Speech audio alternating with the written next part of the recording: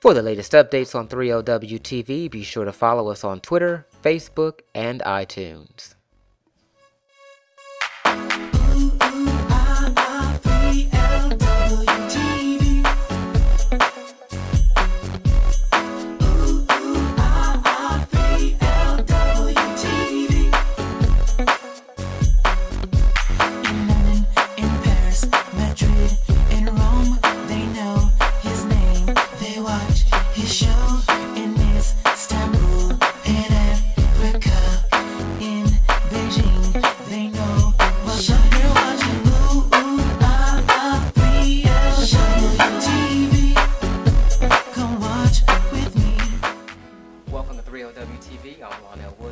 Coming to you today from Atlanta, Georgia. My special guest on the show today is musician, activist Anye Elite.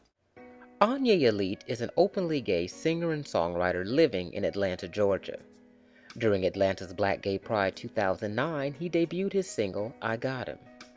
This unashamed proclamation for same-sex love instantly impressed listeners.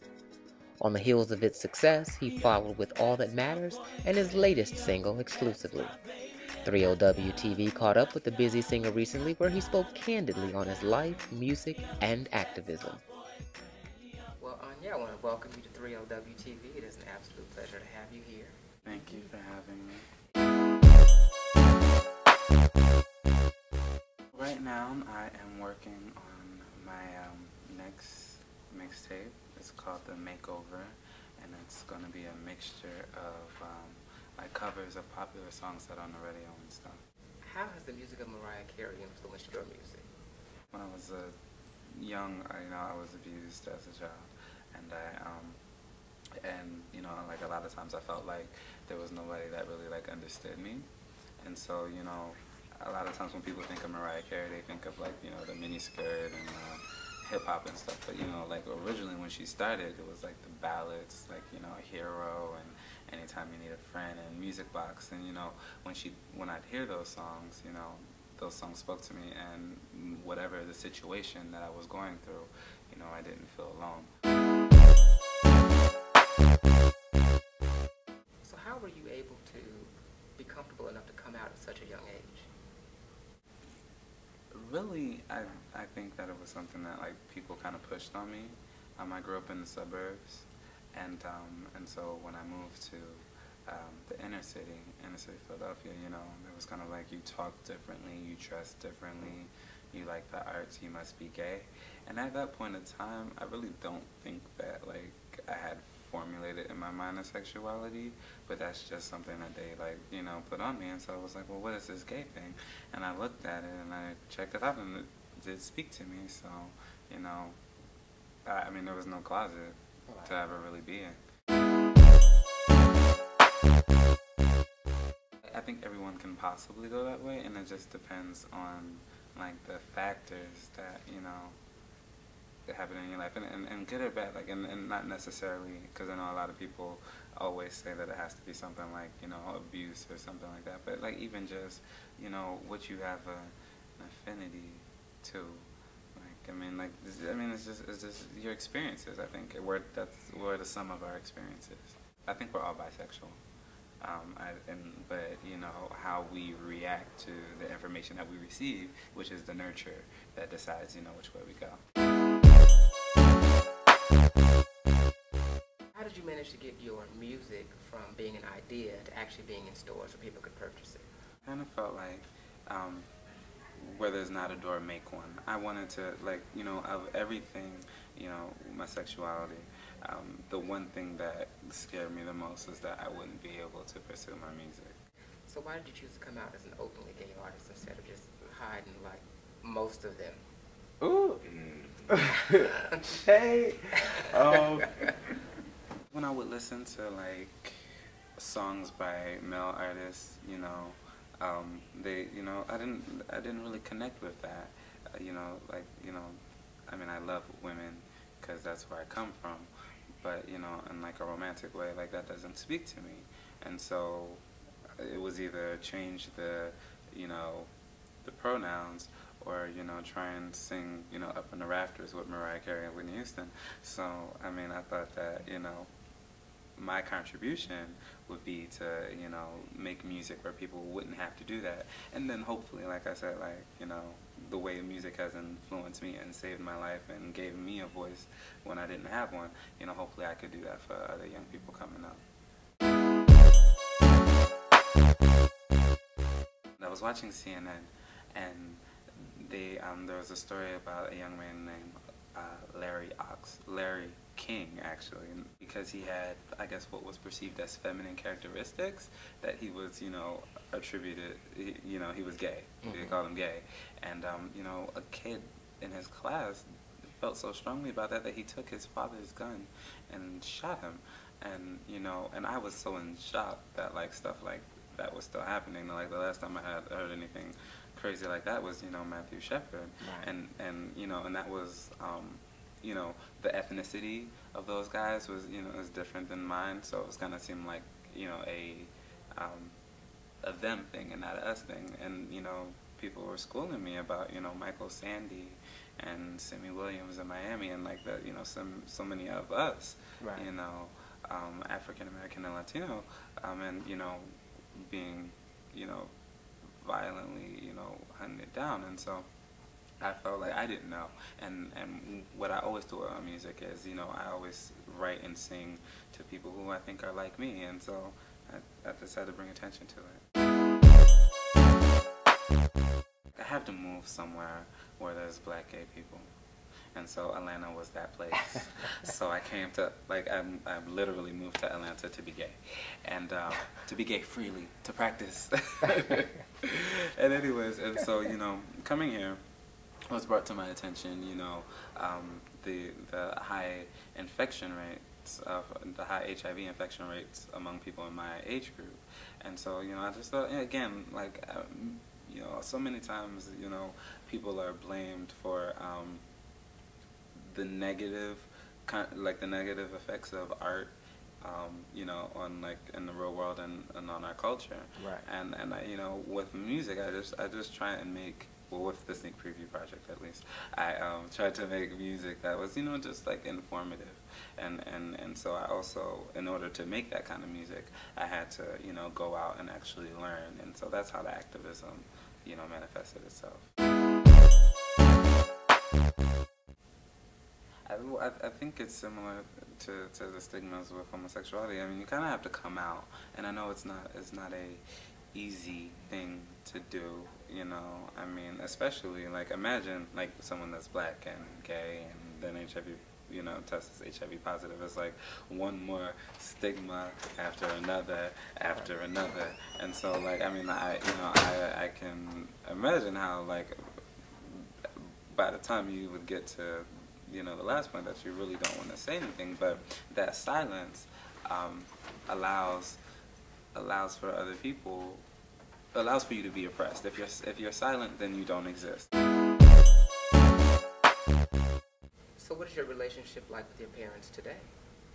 Unfortunately, my mother, she went missing before we ever really got a chance to. She's been missing for 7 years.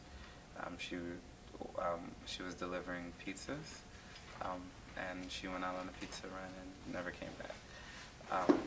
So me and her, me moving to Florida from Philadelphia was because me coming out, she didn't take it very well, and so I hadn't talked. I never actually talked to her after I came out, like after like the initial blowout of that. I can say though that, you know, people close to her up there say that, you know, before she went missing, that it seemed like she had kind of came to terms with it, but I never had a chance to talk to her about it. So how do you feel about that today? I mean, after it being 7 years and you not really being able to bring closure to it. Well, the my grandfather, who you know, the abuse that I was talking about was at my mother's hands. She abused me when I was 2, and then again when I was 7, and so protective services removed me from her care and placed me into my grandfather's care. So that's the person who really raised me. And when he passed away, you know, I called, and that's when I called up to, you know, Philadelphia, because I thought, you know, if there was any point in time that my mother would return, it would be, you know, the death of her father. So I was trying to look for her, you know, one last time. But that's when I talked to my godmother, and she told me that, you know, my mom had came to terms with it. What advice would you give to children who are growing up in broken homes, gay children growing up in broken homes? To know that whatever, you know, whatever it is that is going on is going to pass. You know, regardless, if things are good, they're going to change. If things are bad, they're going to change. You know, like change is constant. And so, you know, don't let one moment, you know, dictate the rest of your life. And, you know, just believe in yourself. Or are you dating?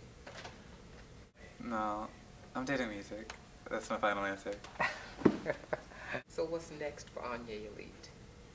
I'm still working on the album. I definitely, I've been fortunate to, you know, get a lot of nice support from, you know, people on the internet and that. And like the real WTV? Like the real WTV. So, you know, definitely, well actually, I mean, we can tell that story too. Because, you know, all of a sudden we were starting getting like increased comments on the I Got Him video, and I mean the I Got Him YouTube thing. And so I'm like, what is this about? Where is this coming? Then someone was like, come in and I saw your song on 3LWTV. And so, thank you. Oh, and I have to give a shout out to my little icons too. And who are your icons? My little icons. Your They're little like icons. my fan. I don't like the word fans. That's kind of late. Well, I want to thank you for being on 3LWTV. This has been great, very insightful. Thank you all for tuning in to 3LWTV. I'm Lionel Williams. Always stand in your light. All right, this is a special for my little icons and all the viewers of 3LWTV. We're here at Georgia State, where we're doing the post-production editing for my new music video exclusively. We have to be really quiet because they don't really like people in the editing suite. So, but I want you to get a sneak preview of the video. The video was directed by Chantel Horn. She's a graduate here at Georgia State, and I'm really thankful for her. So you're about to meet her in a second. Let's go. You're the love of my life. I didn't have to think twice. I knew instantly that this was right.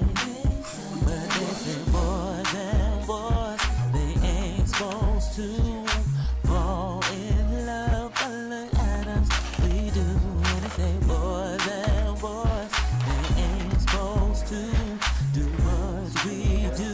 But look at us, we do. Democrat or Republican? Democrat? Cash or credit? Cash. Nicki Minaj or Little Kim? Nicki Minaj. Michelle Obama or Oprah Winfrey? Oh. Like the arms? Michelle Obama or Oprah Winfrey? Oprah Winfrey. Length or width? With? Size of the ship? Ocean to ocean?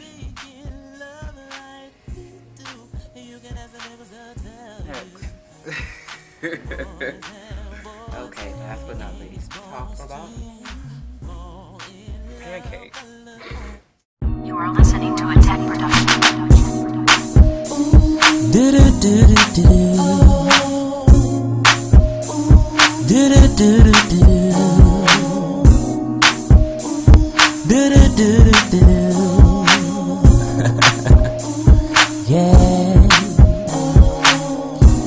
I know this is gonna sound cliche, but my love is up in here. Understand me when I say you're the love of my life. Didn't even have to think twice. I knew instantly that this was right. But they say boys and boys, they ain't supposed to fall in love. But look at us, we do.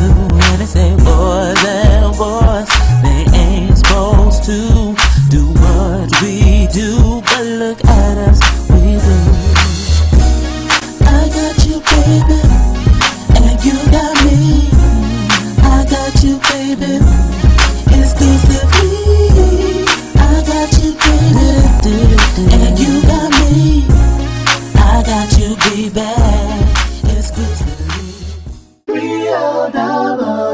Activism.